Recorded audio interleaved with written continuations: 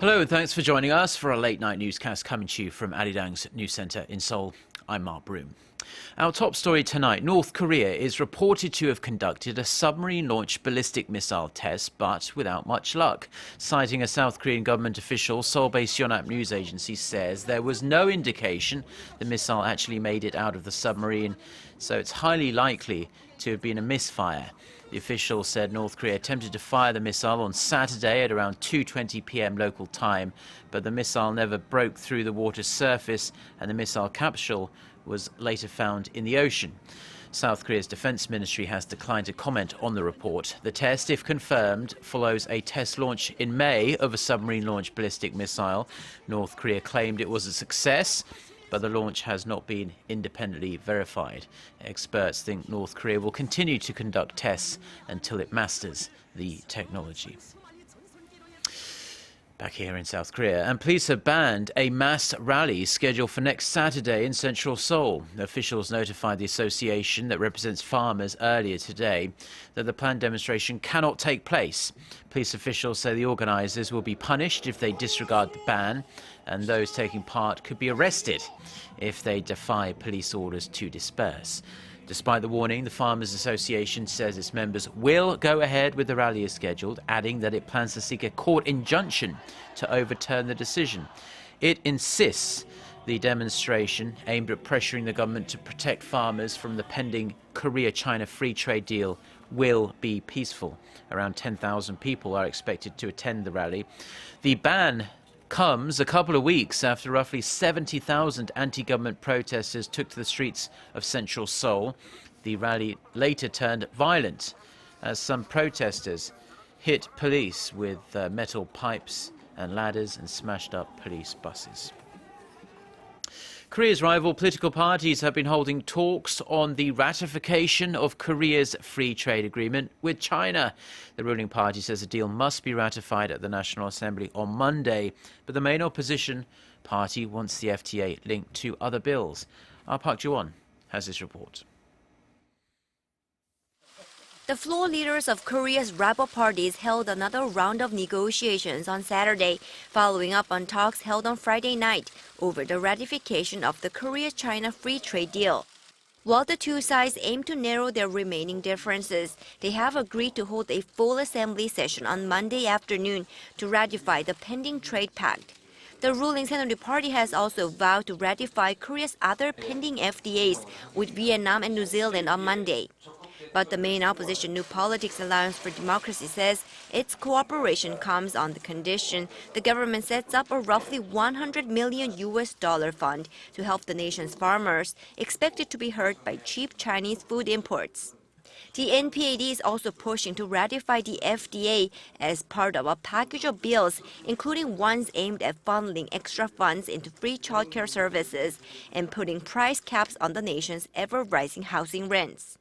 The ruling party has criticized the NPAD, accusing the Liberal Party of continuing its bad habit of linking unrelated issues to the negotiations. While it remains to be seen whether the two parties can bridge their differences, the ruling party, which has a parliamentary majority, says it will unilaterally push ahead with the ratification if the NPAD refuses to cooperate.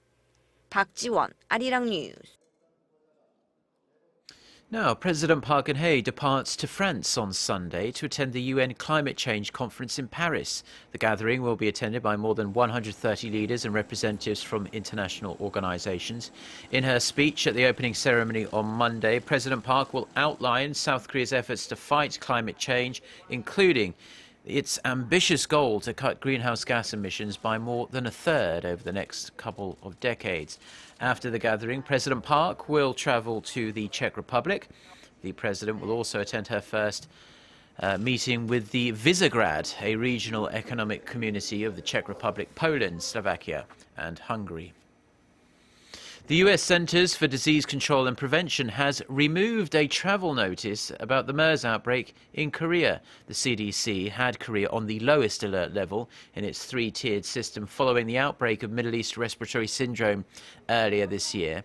With the update, the travel health notice section on the CDC's website no longer contains any reference to MERS in Korea. The CDC put the notice up in June when the number of patients suffering from MERS began to rise relatively quickly. 38 people died from MERS during the outbreak, with the final MERS patient dying earlier this week.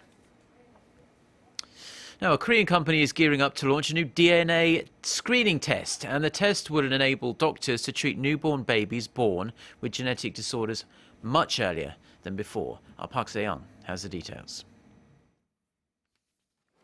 Many genetic disorders are treatable when detected early, but they're usually caught too late due to a shortage of screening tests. Now, Korea mobile carrier KT has teamed with a local gene analysis laboratory to launch a new DNA screening test for newborns. This mother brought her 2-month-old baby into the hospital to get a peek at its genes. I had a miscarriage last year and have a lot of worries about even minor symptoms, so I came for a checkup. The test, named NobleGuard, is a combination of KT's big data analysis technology and Lab Genomics' DNA sequencing technology.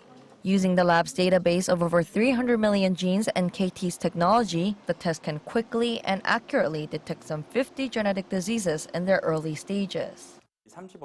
Differentiating normal and abnormal gene sequences from the large database requires high-capacity computing and analysis, which we provide.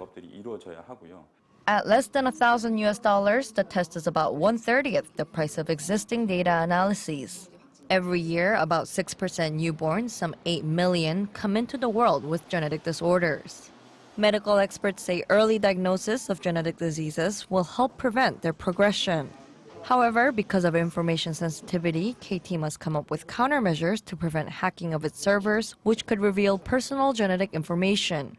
Park Se-young, ARIRANG News. Police in the U.S. city of Colorado Springs say 3 people have been killed and 9 injured in a shooting at a family planning center. The shooting at the clinic, which is run by the Planned Parenthood organization, continued for 5 hours before the gunman turned himself into police. The city's mayor says those kills were 2 civilians and 1 police officer. It's not yet known what the shooter's motive was, but the Planned Parenthood group has drawn anti-abortion protests in the past. Now, shoppers around the world have been hunting down the best bargains at this year's Black Friday shopping event, but it appears more people are looking to avoid the crowds and shop online. It's expected Black Friday will generate $2.6 billion in total online sales this year. That's a 14% increase compared to the same day last year.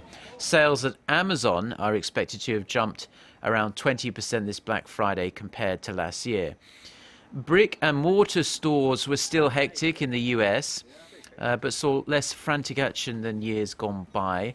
That said, it wouldn't be Black Friday without a fight. There were still a number of rather unsavory examples caught on camera of people fighting over heavily discounted products on what some people are now calling Black Eye Friday.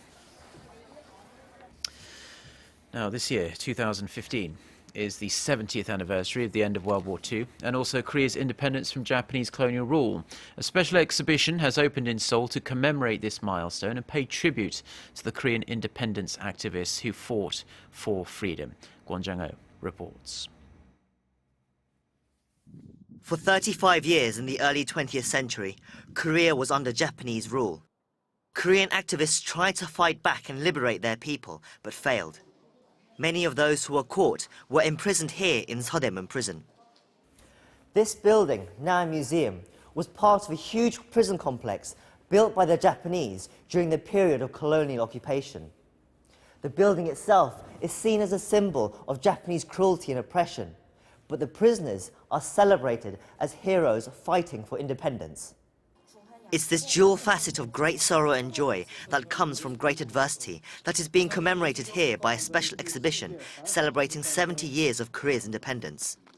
A series of paintings by Korean artist Chon Wan-sik depicts the suffering caused by Japan's oppression, but also images of those who fought against it and the nationalistic pride that resulted. We Koreans are a people with a tenacious spirit. Even when we're being invaded or come under pressure from other countries, we don't yield. We overcome the difficulties, and it's that tenacity that's made our country what we see today. That's what I wanted to show. Notable activists take center stage in some of the works, including An Jung-gun, famous for assassinating a key Japanese leader and celebrated in both North and South Korea. There's also a piece depicting Kim Cha-jin, a notorious rebel general. He's also the grandfather of lawmaker Kim Il-dong, who commissioned the exhibition. A graphic photo exhibition showing the gruesome fates of Korean prisoners during Japan's rule was also on display for the launch of the art exhibition. To stop Japan's provocative claims over Dokdo and prevent the revival of Japan's militarism, we have to shed light on and clearly show the atrocities that Japan committed. The exhibition runs until Sunday. Kwon Jang-ho, ARIRANG News.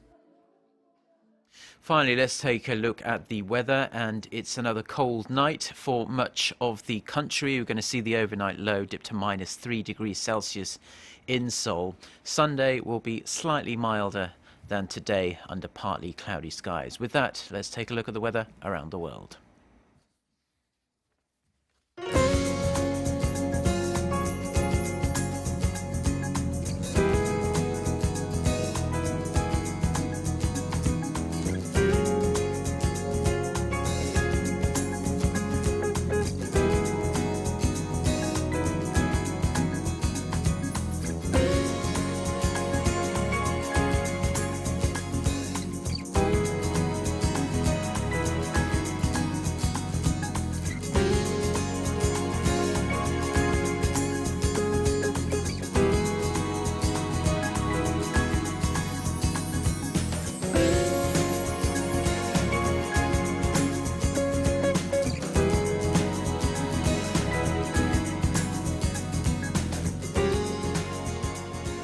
Well, those are the stories we have for you at this hour. For more of the latest, don't forget to check out the website, arirang.com/news. Enjoy the rest of your weekend. Goodbye.